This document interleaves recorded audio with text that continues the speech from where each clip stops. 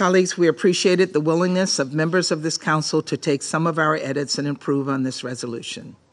Still, certain key edits were ignored, including our request to add a condemnation of Hamas.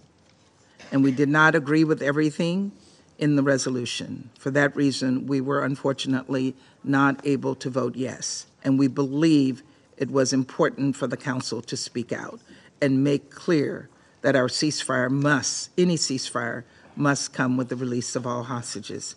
Colleagues, we meet during the holy month of Ramadan. This should be a season of peace for Muslim communities around the world. Just as October 7th, Simchat Torah, should have been a day of peace for Jewish communities. This resolution rightly acknowledges that during the month of Ramadan, we must recommit to peace. Hamas can do that by accepting the deal on the table. A ceasefire can begin immediately with the release of the first hostage. And so we must put pressure on Hamas to do just that. This is the only path to securing a ceasefire and the release of hostages, as we have all called for today. That is what this resolution means. A ceasefire of any duration must come with the release of hostages.